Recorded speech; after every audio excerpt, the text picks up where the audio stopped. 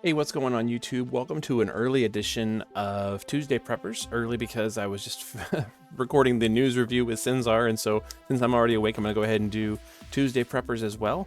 We got a lot of exciting news in the game this morning, and we're going to start by talking about the new unit. So first and foremost, the new unit is Cheerful Caroler Ayaka. And if we scroll down a little bit, we see that we have a pretty normal step up for her. We get a vision card at the end of it. It costs you 28k to get there. Pretty cool. And then you get to keep on going to keep on trying to get her, going all the way to pity. And she is a mage and a buffer. We see that here.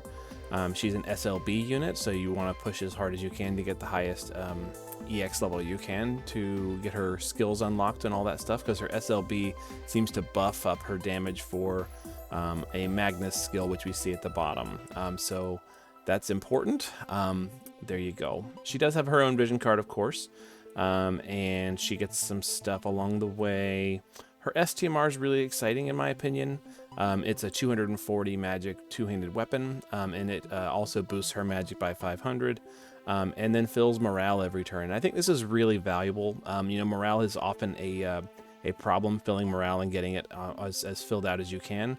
Having this on your party may help you to fill morale quickly.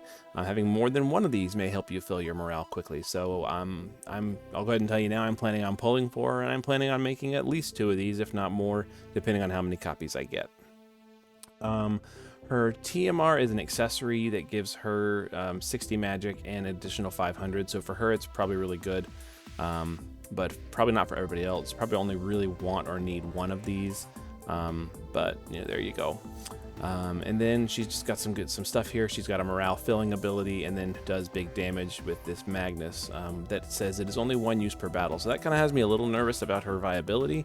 But she's a Christmas unit. She's limited. She's Clash of Wills. She meets all my criteria, and she's not premium. So there you go. Her banner, her shop does include her fragments, as well as fragments for Eldrin and Tiana. So that's cool if you don't have EX3 of both of those. I already do, but I think it's good for everybody that they are there. And of course, all the other Christmas units are on the banner as well. Note that Kryla is here, and we're going to talk about why that is important a little bit later, but Kryla is here. So that's cool. I'll go ahead and get that out of the way. And we'll talk about the events that are coming up. So the most important, exciting one for me is that we have Clash of Wills. So yay, Clash of Wills. And here's what we know. It is the ginger buff man, the gingerbread man of unknown origin. He looks really, really swole and beefy. He's got pecs and he's got abs and he's got a beard made out of sugar crystals, it looks like. He looks really cool. And we know that he's a stone demon weak to ice, lightning, and light. Now, we know that because of the update that came out at the beginning of the month, the monthly preview that tells you that. So he's a stone demon, ice, lightning, and light. And we know that he uses mainly ice and earth physical and magical attacks. So, lots of stuff coming in your way. He fills his HP when his HP falls below 70%. He unleashes a strong attack if his HP is above 70%. And you want to be careful when you break his defense because it says he will buff himself if his defense is reduced or if not dealt ice, lightning, and light damage. So make sure you're doing ice, lightning, and light damage if you're going to be breaking his defense. Otherwise, he's going to buff himself because he's the ginger buff man. Okay, cool. So couple other things to point out. I'm going to scroll down here. If you look in here, we have a ice and earth resistance ability on the morale gauge. And then also it says boosting your elemental resistances for your units increases morale. So Calamity Border is another good option for units that don't have anything else to do. So that is cool. And that will help you fill morale quickly. Okay. Let's talk a little bit about getting ready for this. The rest of the stuff on here is just stuff. This is the last boss of the season, so we don't have any new items or new Obnixious Shard drops or anything like that. But I do think you should, if you have not gotten them yet, get at least 1 Light Armor Mastery and Helmet Mastery, because those are good. Okay, let's talk a little bit about what's coming our way. in terms of allies, because while you know, killers are important, I think it's also important in Clash of Wills to talk about putting your team together. So we're going to go through each, you know, couple different things about like some ideas for what you can use for teams. So these are allies that provide you with stone killer support. Not all of these are going to be the best ones to bring to Clash of Wills, but I wanted to go over and talk about these. These are units that have buffs for stone killer. So Paladin Sylvie is an obvious choice for this Clash of Wills. Also Roka is on here. Stormseeker Esther is a good option. Chizuru has a stone killer buff. Roberta and Ignitos have a stone killer buff, and I already have Chizuru on there. I'm not really sure why I put her on there twice, but she's got a stone killer buff that'll be useful for you. Now, in terms of demons, we've got a couple different options. Dark Fina Warrior's Prayer actually has a very big demon killer buff. If you have the EX levels for it. Paladin Sylvie also has a nice demon killer buff. Vilk has a demon killer. Tidebringing Kaito has a demon killer. Starlight Alina, King Bahimi, Bulwark, and those are some of our good 150 or better options for demon killer. Notice that Paladin Sylvie was on both of those lists, so she's a very nice option, and that's good to know. Pay attention to Bulwark is on there too. Let's talk about ice supports. So for ice supports, in addition to potentially the new unit, because she did say that she had the support tag. Ayaka did have the support tag, so that's worth noting that she probably has something to do with ice. But the ones we know for sure, Frostblade Fravia, Bulwark again on the list, very cool. Christine has ice support, she can imbue, and she can also chain morale-based ice damage with Extreme Nova. Elena is on here. Ilmatal is on here, kind of a dead slot, but Ilmatal. General Celeste is on there. Yoshikiri is on there as options for ice support. Yoshikiri also notably has morale filling abilities. Pretty cool. So does Frostblade Fravia, I believe. If not, she does a lot of other good things for your party. So Bulwark definitely does, though. So those are our ice supports. Our light supports, Cetra Descendant Aerith we just got for free, and if you have been playing every day, you just got her fragments for free too. So she can be EX1, or you're getting them soon, if not today. There you go. Elena is light support. Kresnik is limited light support because he can technically imbue your party with light. He also does a lot of other nice things for you morale based, but the light imbue is only for one turn, so that's worth noting. Albed Girl Riku, Fina the Return, White Dragon Ling, Shoreline Fina, and Daisy, all light imbue units. So some are better than others. Ling has the added benefit of being a morale filling unit, so that's pretty cool. Elena can fill morale as well in her base form, but her damage set has unfortunately kind of fallen off the deep end. So there you go. And then finally, lightning supports. So Albed Girl Riku again has lightning support. Elric Brothers have lightning support, and Paladin Sylvie has lightning support. So Paladin Sylvie now is on 3 different lists. Stone Killer, Demon Killer, and Lightning support. So probably bring in Sylvie. Sage of Thunder Sakura has big lightning and peril field if you've boosted her crowned abilities. Some people have. If you want to bring her, you could. She also does lightning imbue, which is nice, and then a fairly large imperil. Savior of Souls Lightning also technically has a lightning imbue as well. And the old school lightning, the Neovisions Awakened, has a lightning imbue for your party, and gun imperils, which people sometimes forget about. They are there for options, although they may not be the best options in terms of doing damage. And there you go. So we'll have to wait and see, a little bit more about what the Clash of Wills boss does in their AI and stuff like that. But I'm excited about it, and those are kind of the things that you want to think about for your team as far as getting ready for that. Now, Clash of Wills is not the only stuff that we have going on this week. We also have Get Ready to Crumble. And there is the gingerbread man again. He's lacking his sugar crystal beard, and now he's got a frosting beard, but he's still got the pecs, and he's still got the abs. And he's looking good. So this event lets you get a 5-star base Kryla. If you don't pull, you can still get a Kryla here, which is really cool, as well as materials to awaken her to Neovisions. And she's actually a fairly good Neovisions. She's a breaker. She can seal magic. She can do all the imperils.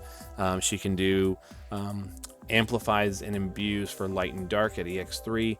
She's very, very good unit, and so she's become a very good unit. So if you don't have her, this is your chance to get her. I recommend you having her.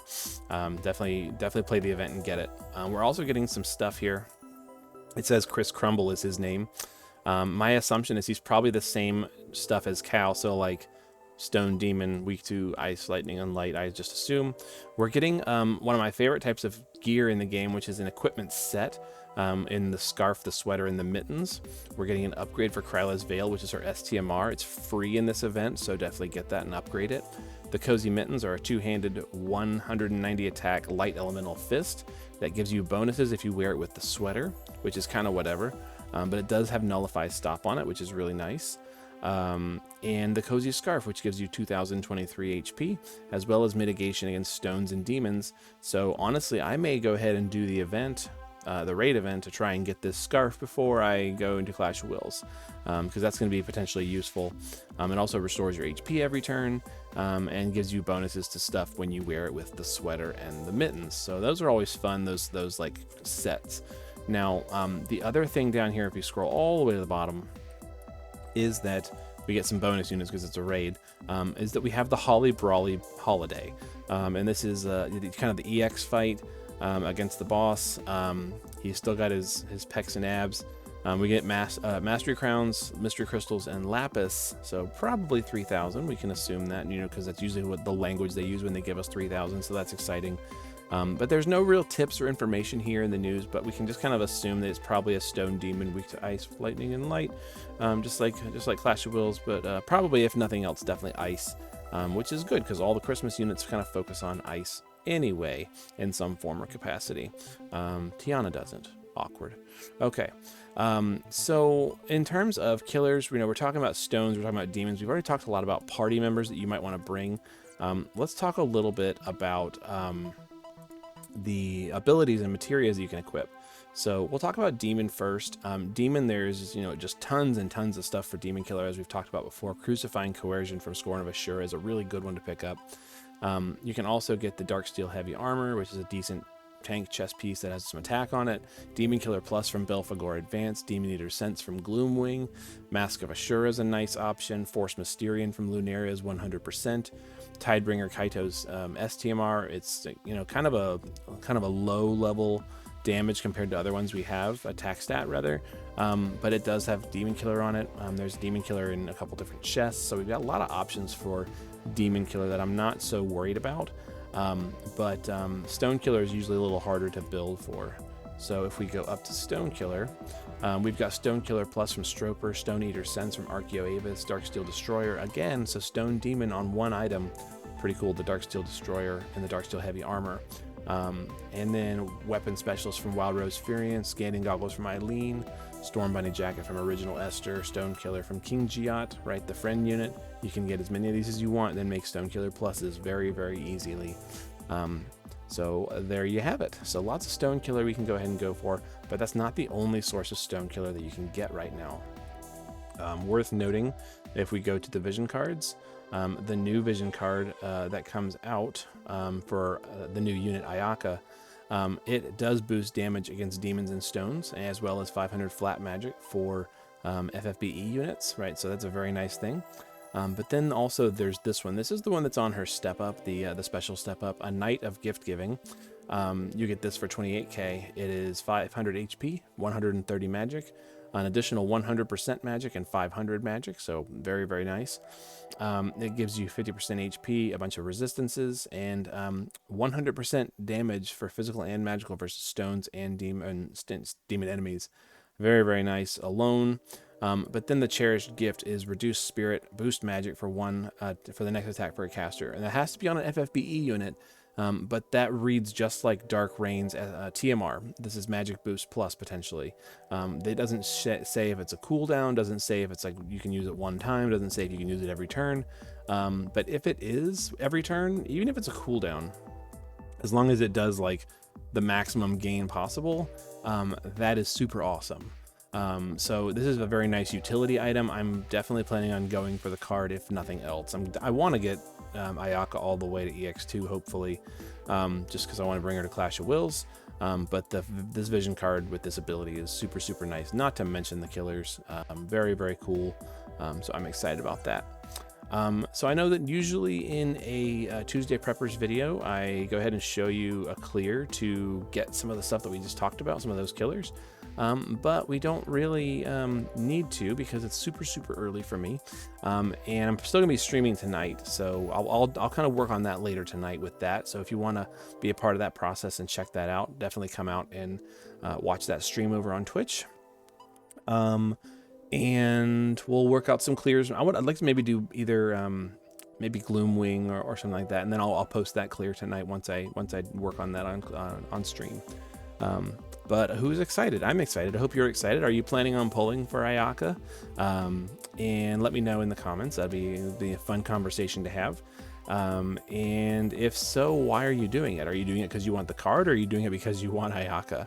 A little curious. You know, I mentioned in Sinzar's news video that I am an Ayaka fan. Ayaka was one of the first 5-star bases that I had, and she was my healer for a long time. She was my healer until I got Warrior of Light Lena.